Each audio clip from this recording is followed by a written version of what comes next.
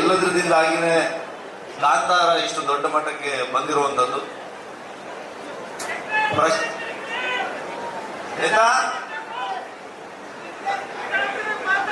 ಇಲ್ಲಿ ಎಲ್ಲ ಅಡ್ಡಲಿಂಗರು ಮಾರ ಮತ್ತೆ ಮತ್ತೆ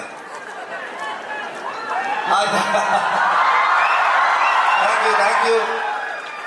ಹಾಗಾಗಿ ಈ ಪ್ರಶಸ್ತಿಗೆ ನಾನು ಕುಂದಾಪುರದಲ್ಲಿ ಒಂದು ಸಣ್ಣ ಹಳ್ಳಿ ಕೆರಾಡಿ, ಅಲ್ಲಿಂದ ಬಂದಂತ ಒಂದು ಸಣ್ಣ ಕಲಾವಿದ.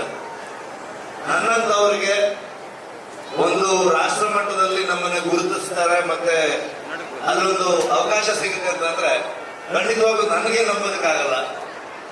ಅದು ಆಯ್ತು ಯಾಕೆ ಅಂತಂದ್ರೆ ಖಂಡಿತವಾಗ್ಲೂ ಆ ದೈವದ ಆಶೀರ್ವಾದ ಅಂತ ಅಂದ್ಕೊಳ್ತೀನಿ ನಾನು. ಹಾಗಾಗಿ